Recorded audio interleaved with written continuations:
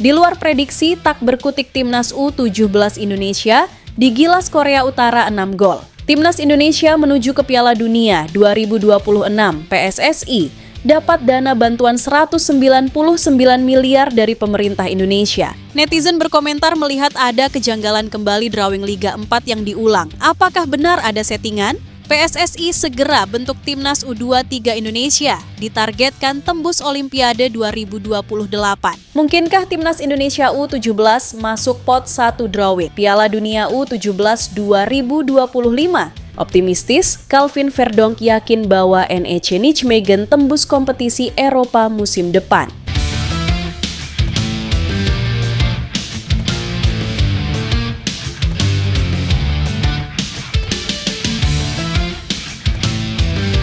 Netizen berkomentar melihat ada kejanggalan kembali drawing Liga 4 yang diulang. Apakah benar ada settingan?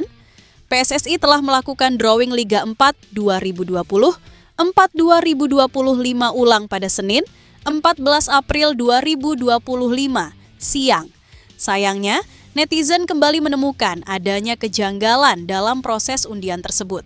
Drawing Liga 4 putaran nasional akhirnya diundi ulang setelah sebelumnya dilakukan secara tertutup dan memicu perdebatan. Bagaimana tidak, kabarnya drawing yang dilakukan sebelumnya digelar tidak secara langsung, alias hanya rekaman yang diputar ulang. Tidak hanya itu, terdapat kejanggalan pada proses drawing, khususnya ketika proses membuka bola berisikan nama tim. Desi Arfianto yang bertugas melakukan drawing membuka bola undian di bawah meja dan terhalang dari pandangan kamera. Netizen memprotes keras proses undian tersebut dan menilai bahwa drawing Liga 4 tersebut penuh dengan settingan. Ketua Umum PSSI, Erick Thohir, memerintahkan agar drawing Liga 4 diulang dan dilakukan secara transparan.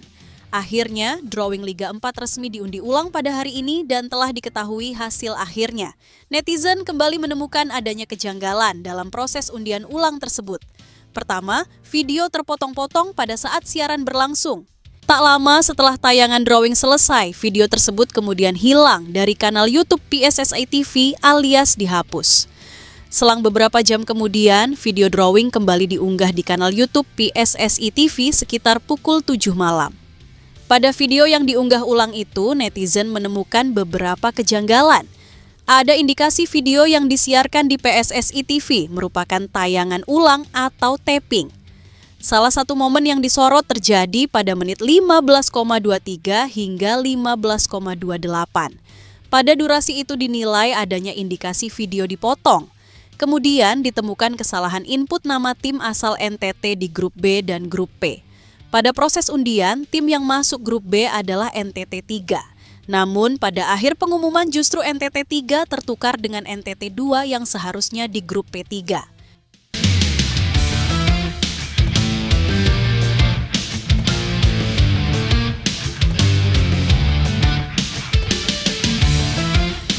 Di luar prediksi, tak berkutik Timnas U17 Indonesia digilas Korea Utara 6 gol. Timnas U17 Indonesia kalah telak dengan skor 0-6 dalam babak perempat final Piala Asia U17 2025. Pada babak pertama, Korea Utara unggul dengan skor 0-2.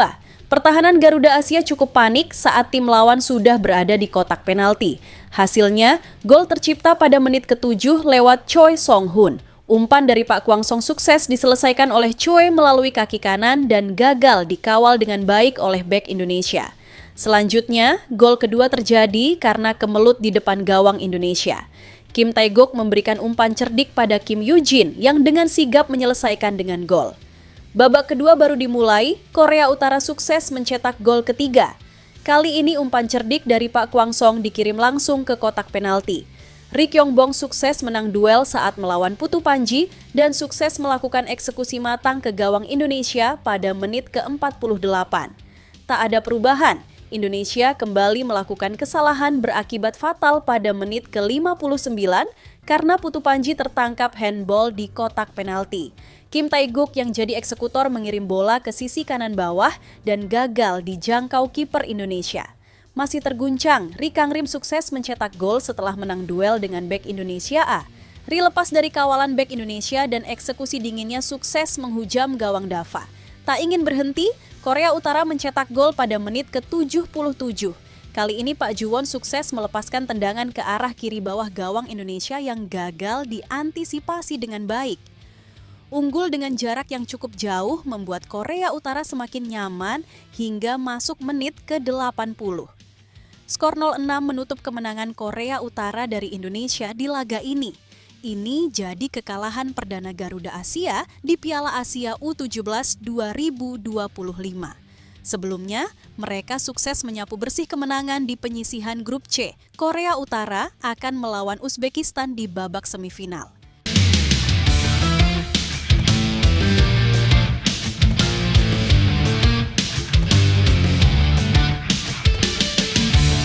Timnas Indonesia menuju ke Piala Dunia 2026 PSSI dapat dana bantuan 199 miliar dari pemerintah Indonesia.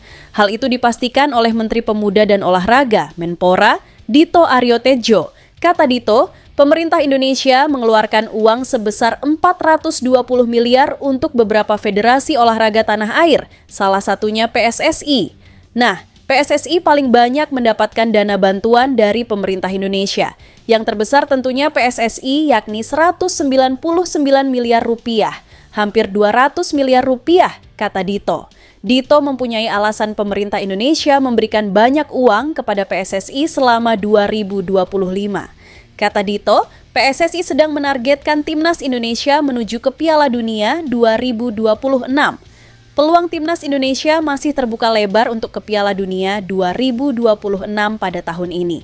Selain itu, dana tersebut juga akan untuk kebutuhan Timnas U17 Indonesia yang tampil di Piala Dunia U17 2025 akhir November mendatang. Ada juga event SEA Games 2025 yang akan dimainkan oleh Timnas U23 Indonesia tahun ini di Thailand. Banyaknya agenda itu membuat pemerintah Indonesia memberikan banyak dukungan kepada PSSI.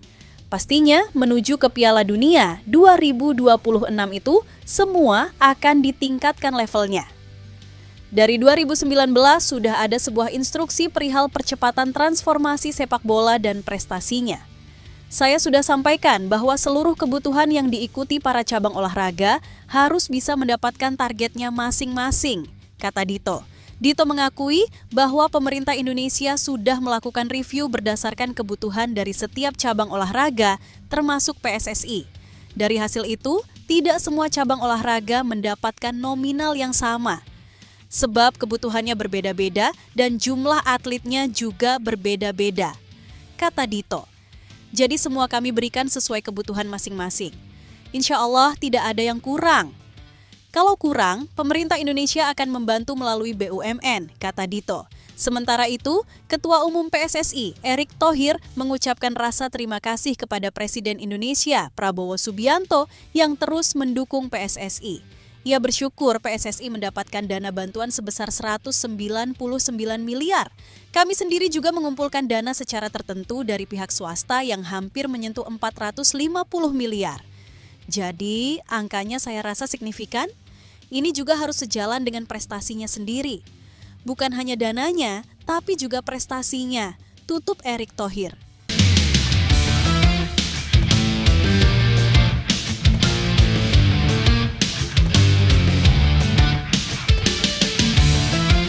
PSSI segera bentuk Timnas U23 Indonesia, ditargetkan tembus Olimpiade 2028.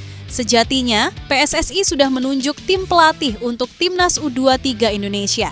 Pelatih asal Belanda, Gerald van den Burg ditunjuk untuk memimpin Garuda Muda. Baru sosok Frank van Kempen yang ditunjuk PSSI untuk jadi asisten pelatih Timnas U23 Indonesia. PSSI belum merekrut staf lain untuk bekerja membantu Gerald van den Burg di tim pelatih Timnas U23 Indonesia. Pada tahun 2025 sendiri, Timnas U23 Indonesia akan bertanding di turnamen SEA Games 2025. Merah Putih punya tugas berat pada turnamen 2 tahunan tersebut. Pasalnya, Indonesia datang dengan status juara bertahan edisi sebelumnya. Meski begitu, PSSI belum memikirkan ajang SEA Games 2025. Namun, Gerald van den Burg sudah diberi target berat saat ditunjuk sebagai pelatih Garuda Muda. Pelatih asal Belanda tersebut diminta untuk meloloskan timnas U23 Indonesia ke Olimpiade 2028 di Los Angeles, Amerika Serikat. PSSI sudah menyusun rencana jangka panjang agar sukses meloloskan timnas U23 Indonesia ke Olimpiade 2028. Rencana akan dimulai untuk persiapan Piala Asia U23 2026. Belum, ini fokus dulu yang nanti malam, ujar Erick Thohir. Lalu juga kita sudah ketemu Coach Gerald untuk membentuk juga tim daripada U23 untuk Olimpiade 2028. Jadi kita sudah mulai ada roadmap-nya yang dimulai tentu untuk kejuaraan Asia tahun 2026 ini. Lanjutnya, lalu nanti 2027 untuk 2028. Jadi kita bikin blueprint jangka panjang juga buat yang U23 untuk yang Olimpiade di bawah Coach Gerald. Lanjutnya, persiapan untuk ajang SEA Games 2025 masih digodok lebih dalam. Selain itu, PSSI juga mempertimbangkan soal pencapaian Nova Arianto sebagai pelatih timnas U17 Indonesia. Pelatih 44 tahun tersebut sukses mengantarkan timnas U17 Indonesia ke ajang Piala Dunia U17 2025. Yang untuk SEA Games kita masih review. Kita lihat juga prestasi Coach Nova juga harus dipertimbangkan juga. Kalau tiba-tiba Coach Nova bikin ledakan, lanjutnya.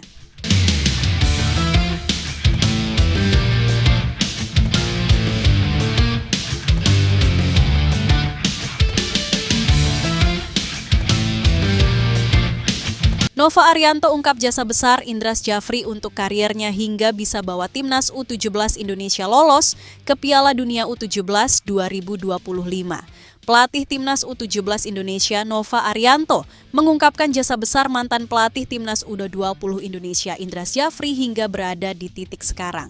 Nama Nova Arianto belakangan ini ramai menjadi perbincangan pecinta sepak bola Indonesia. Ia menarik perhatian banyak pihak karena berhasil mengantarkan timnas U17 Indonesia meraih tiket lolos ke Piala Dunia U17 2025. Pelatih berusia 45 tahun tersebut pun mengungkapkan perjalanan kariernya hingga bisa menukangi timnas U17 Indonesia saat ini. Nova mengatakan bahwa perjalanan kariernya sebagai pelatih di skuad Garuda tak lepas dari peran penting Indra Syafri. Mantan Direktur Teknik PSSI ini memiliki jasa besar untuk karier kepelatihan Nova Arianto.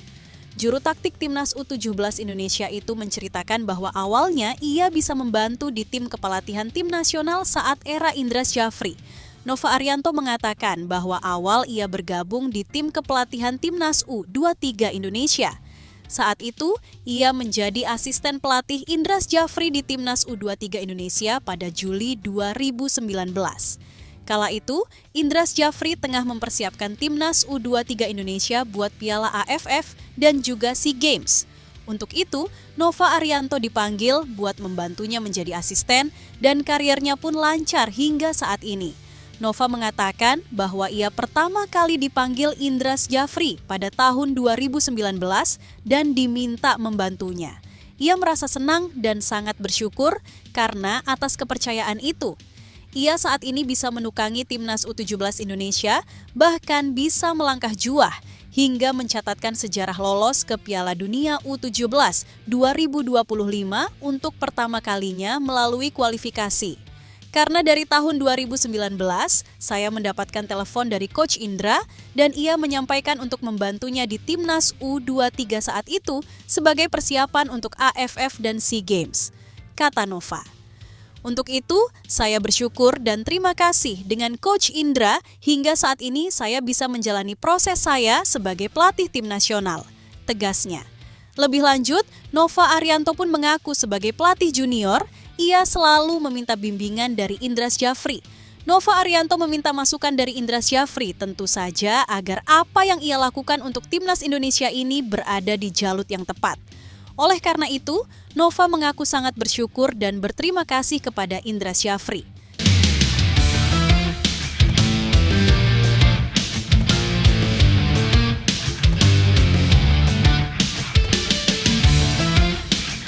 Liga 2 Belgia 2024-2025 segera berakhir, Shane Patinama.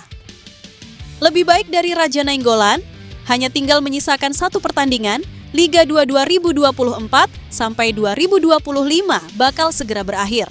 Sebagai informasi, ada satu pemain timnas Indonesia yang bermain di Liga 2 Belgia musim ini. Sosok yang dimaksud yakni Shane Patinama. Seperti yang diketahui, Shane Patinama kini berseragam KAS Eupen. Lalu, bagaimana dengan performa Shane Patinama di Liga 2 Belgia 2024-2025? Shane Patinama tercatat tampil sebanyak 16 kali hingga pekan ke-27, Liga 2 Belgia 2024 sampai 2025. Dari 27 penampilan tersebut, Shane Patinama tak berkontribusi dalam hal gol ataupun assist. Kabar buruknya, Shane Patinama kini mulai tersisih dari skuad inti KAS Eupen. Pemain berusia 26 tahun itu tak mendapat menit bermain dalam 4 laga terakhir KAS Eupen. Terkait klasemen, KAS Eupen kini berada di papan tengah. KAS Eupen menghuni posisi ke-10 dari 16 klub dengan raihan 30 poin. Sementara itu, mantan pemain Inter Milan hingga Roma yakni Radja Nainggolan rupanya juga berkarir di Liga 2 Belgia 2024-2025. Radja Nainggolan kini berseragam klub Lokeren Temse. Dari jumlah laga, Radja Nainggolan memang tak sebanyak Shane Patinama. Mantan pemain Bayangkara FC itu mengoleksi 10 penampilan dengan torehan 1 gol dan 2 assist. Catatan tersebut bisa dimaklumi karena Radja Nainggolan memang baru bergabung dengan Lokeren Temse pada paruh musim.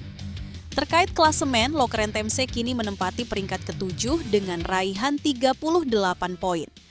KAS Eupen dipastikan tak bisa mengejar posisi Lokeren Temse karena Liga 2 Belgia 2024-2025 hanya menyisakan 1 laga saja.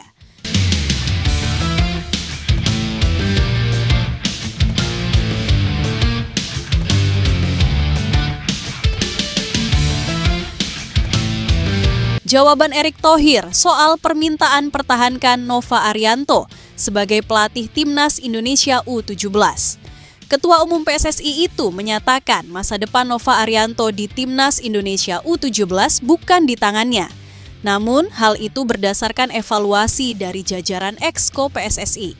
Sebagaimana diketahui, pelatih itu baru saja mencapai target bersama skuad Garuda Muda, julukan Timnas Indonesia U17 dengan lolos ke perempat final Piala Asia U17 2025. Hasil itu pun membawa skuad Garuda Asia tampil di Piala Dunia U17 2025. Atas pencapaian itu, baru-baru ini muncul seruan kawal Nova Arianto dari netizen Indonesia. Mereka ingin Nova tetap memimpin Timnas Indonesia U17 di Piala Dunia U17 2025 di Qatar pada November 2025. Saya rasa hak prerogatif pergantian pelatih itu ada di PSSI dan kami punya perhitungan yang kalkulatif. Jadi, tidak mungkin pergantian pelatih ini karena saya sendiri yang memutuskan atau sebagian exco, kami review total, kata Erick Thohir di Jakarta. Erick Thohir pun menyinggung soal pergantian pelatih di Timnas Indonesia Senior dari Shin Tae-yong ke Patrick Kluivert.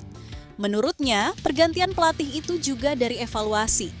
Ingat, kalau teman-teman media sampaikan, saya akan mereview evaluasi setelah pertandingan Timnas Indonesia melawan Arab Saudi. Bahkan saya bicara kecewa berat hasil dengan Cina waktu pertandingan ada di Cina. Jadi, ini bukan evaluasi mendadak, ujarnya. Jangan selalu terjebak pola pikir yang setback membandingkan satu dan lainnya. Kami harus move on ke masa depan, sambungnya. Erick Thohir menilai keberhasilan Timnas Indonesia U17 di tangan Nova Arianto berkat pembinaan pemain jangka panjang. Hasilnya kini sudah dirasakan meskipun memang tidak instan. Coach Nova juga hasil dari pembinaan jangka panjang bukan 1-2 tahun. Dia sendiri punya inspirasi oleh bapaknya yang pelatih gitu. Nah, saya tidak mau sepak bola nasional ini dikotomi oleh satu individu termasuk saya pun 2027 selesai masa jabatannya, ucapnya. Erick Thohir pun berharap semua pihak sama-sama membangun olahraga sepak bola secara sehat untuk kepentingan Timnas Indonesia. Dia meminta netizen jangan memecah belah pemain, jangan memecah belah tim kepelatihan, jangan juga menghukum pemain-pemain muda kami dengan tentu ketika kalah langsung disorakin. Kasian ini anak-anak masih U17, katanya. Makanya saya bilang sama Coach Nova, matikan sosial medianya.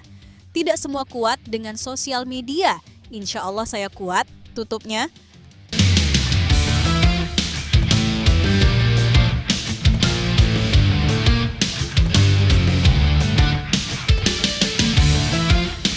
Mungkinkah Timnas Indonesia U17 masuk pot 1 drawing Piala Dunia U17 2025? Skuad Garuda Asia, julukan Timnas Indonesia U17, lolos Piala Dunia U17 setelah melaju ke perempat final Piala Asia U17 2025. Evandra Florasta dan kawan-kawan melaju ke perempat final Piala Asia U17 2025 lewat cara brilian, yakni menyapu bersih 3 laga grup C dengan kemenangan berturut-turut. Namun, sekalipun lolos ke semifinal hingga ujung-ujungnya juara Piala Asia U17 2025, Timnas Indonesia U17 takkan masuk pot 1 drawing Piala Dunia U17 2025.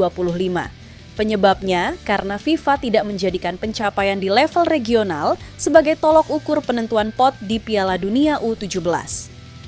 FIFA menjadikan pencapaian di 5 edisi terkini Piala Dunia U17, 3013, 3015, dan 3025, 2017, 2019, dan 2023 sebagai dasar penentuan pot. Nantinya, tim-tim yang eksis di 5 edisi di atas akan diberikan poin oleh FIFA. Semakin tinggi poin yang didapat, mereka akan duduk di pot unggulan seperti pot 1 atau pot 2. Berhubung dalam 5 edisi terakhir Timnas Indonesia U17 cuma sekali tampil, 2023 itu pun rontok di fase grup. Timnas Indonesia U17 diprediksi menempati pot menengah ke bawah. Berhubung takkan masuk pot unggulan, Timnas Indonesia U17 berpotensi satu grup dengan negara-negara top dunia. Kita memprediksi penghuni pot 1 adalah negara-negara top seperti Jerman, Argentina, Brasil, Meksiko, Prancis, dan lain-lain. Sebuah keuntungan jika Timnas Indonesia U17 bertemu dengan negara-negara di atas. Biasanya, tim scouting dari klub-klub besar Eropa akan memantau negara-negara besar di Piala Dunia U17. Jika ada pemain Timnas Indonesia U17 yang menonjol saat menantang Brasil, Jerman, atau Argentina, jangan heran ada personel skuad Garuda Asia yang diboyong klub top Eropa.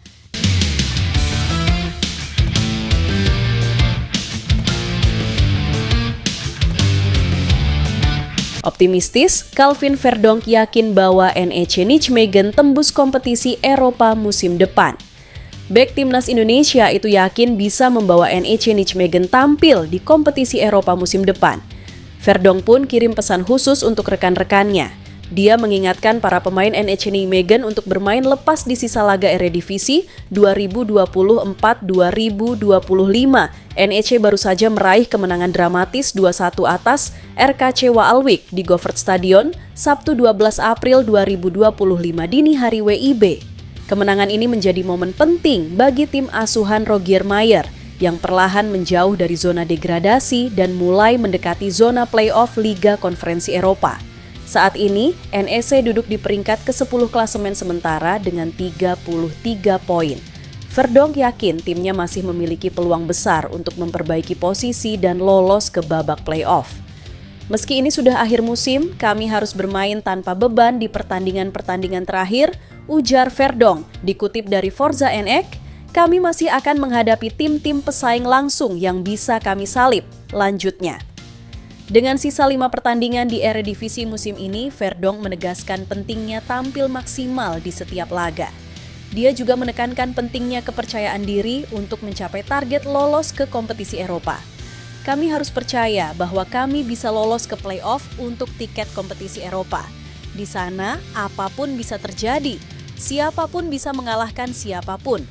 Tegasnya, untuk bisa merebut tiket Liga Konferensi Eropa, NEC harus finish di posisi 6 hingga 9 klasemen akhir.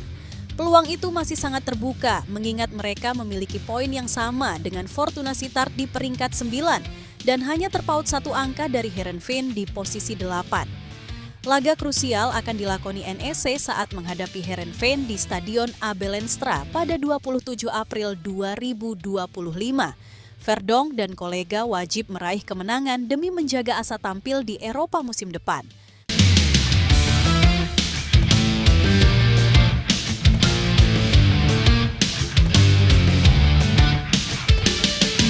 Bek Timnas Indonesia Jay Idzes jadi kapten lawan Manchester United. Tim asal Inggris Manchester United akan menjalani tur ke Malaysia pada 28 Mei nanti.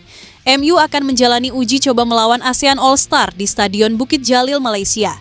Laga ini diprediksi akan menarik karena negara-negara ASEAN akan mengirim perwakilannya. Sementara itu, Kim Sang-sik ditunjuk oleh Konfederasi Sepak Bola Asia Tenggara (AFF) untuk bertugas sebagai pelatih. Pengamat bola asal Malaysia, Kish Sundaresan, menjelaskan bahwa Jay Idzes bisa jadi opsi menarik. Jay adalah kapten untuk Timnas Indonesia dan tim asal Italia Venezia. Menurutnya, butuh bek kelas dunia untuk menunjukkan kekuatan utama Asia Tenggara. Apalagi Indonesia saat ini dalam sorotan positif setelah performa di kualifikasi Piala Dunia 2026.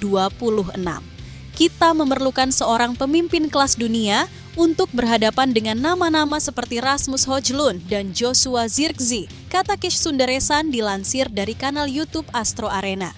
Selain itu, bek berusia 24 tahun ini bisa sekaligus bertugas sebagai kapten untuk ASEAN All-Star saat melawan Manchester United.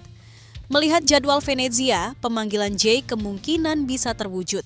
Pasalnya, tim berjuluk I Leoni Awati ini menjalani laga terakhir di Liga Italia pada 25 Mei mendatang. Setelah itu, mereka masuk dalam masa libur dan menunggu kompetisi kembali berputar. Sang pemain juga baru akan bertugas bersama Indonesia pada 5 Juni mendatang. Jay dari Timnas Indonesia adalah pusat bek tengah dan kapten ASEAN All-Star pilihan kami. Harapnya, Kish dan rekannya Faiz Gurun memprediksi bahwa ASEAN All-Star akan menggunakan formasi 3-4-3. Mereka menerapkan aturan bahwa masing-masing negara hanya bisa mengirim satu pemainnya. Posisi kiper kepada Junildo milik Timnas Timor Leste. Sementara 3 bek diberikan untuk Jay Idzes, Irfan Fandi, Singapura, dan Jefferson Tabinas, Filipina. Menuju tengah 4 pemain adalah Hein Hatet Aung, Myanmar, Chanatip Songkrasin, Thailand, Azwan Ali Rahman, Brunei Darussalam, dan Kidafone Sufani, Laos. Pada sektor serang, Arif Aiman dari Malaysia menjadi winger kanan dan Sieng Chantea, Kamboja di posisi kiri. Wakil Vietnam, Nguyen Tien Linh bisa jadi opsi sebagai penyerang di laga tersebut.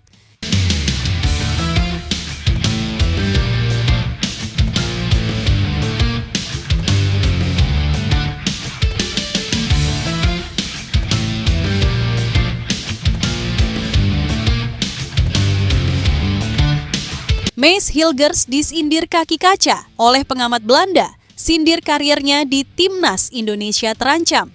Kondisi fisiknya yang belum stabil menuai berbagai komentar, termasuk sindiran tajam dari para pengamat sepak bola di Belanda. Situasi ini bukan hanya berdampak pada kiprahnya bersama FC Twente dan Timnas Indonesia, tapi juga mempengaruhi nilai pasar sang pemain yang mengalami penurunan cukup signifikan dalam beberapa bulan terakhir. Dalam beberapa bulan terakhir, Maes Hilgers memang sering bergelut dengan masalah kebugaran. Pada bulan Maret lalu, bek tengah berusia 23 tahun ini sempat tampil sebagai starter kala Timnas Indonesia menghadapi Australia. Sayangnya, Maes Hilgers kembali mengalami cedera dan harus absen di laga berikutnya melawan Bahrain. Setelah kembali ke Belanda, ia sempat membela klubnya, FC Twente, namun lagi-lagi harus ditarik keluar lebih awal akibat cedera. Pada pertandingan kontra Fortuna Sittard pekan lalu, Maes Hilgers kembali belum mampu tampil penuh. Ia terpaksa meninggalkan lapangan pada menit ke-70 setelah diduga mengalami cedera. Kondisi ini semakin memperpanjang daftar absen Hilgers musim ini yang sebelumnya juga beberapa kali menepi akibat gangguan fisik. Situasi ini mengundang komentar dari sejumlah pengamat sepak bola Belanda. Salah satunya datang dari Jan van Staa dalam program The Oosttribune RTV Oost yang mempertanyakan kondisi kebugaran sang bek. Apakah Hilgers bugar lagi? Ucapnya. Pertanyaan itu dijawab oleh jurnalis Tijmen van Wissing yang mengonfirmasi bahwa kondisi Hilgers memang mulai membaik meski belum sepenuhnya pulih. Sementara itu, pengamat sepak bola Gert-Jan Verbeek mengungkapkan keprihatinannya terhadap kondisi Hilgers. Ia menyebut situasi ini sebagai hal yang menyedihkan. Sungguh mengerikan bahwa dia terus-menerus harus keluar sekitar menit 80. Saya tidak dapat menemukan di mana dia terluka, mungkin ada yang putus atau semacamnya, ujarnya. Verbeek bahkan membandingkan Hilgers dengan mantan bintang timnas Belanda, Arjen Robben, yang dulu dikenal rentan cedera, namun tetap mampu mencatatkan 600 hingga 700 pertandingan di level tertinggi. Menurutnya, jika kondisi Hilgers terus seperti ini, besar kemungkinan kariernya hanya akan bertahan di pertandingan internasional bersama timnas Indonesia. Jika predikat pemain yang terbuat dari kaca diberikan kepada seorang pemain FC Twente di akhir musim, maka Miss Hilgers akan menjadi kandidat kuat. Tulis dari Twente Insight. Miss Hilgers juga mendapat kritik karena sering mengalami cedera, bahkan sampai disindir seperti pemain yang kakinya terbuat dari kaca. Anda tidak dapat mengandalkannya seperti ini karena ia tidak menyelesaikan pertandingan. Itu juga sangat menyebalkan bagi seorang pelatih, tambah Verbeek. Dampak dari performa dan kondisi fisiknya yang belum stabil tak hanya dirasakan di lapangan. Nilai pasar Miss Hilgers juga mengalami penurunan yang cukup drastis.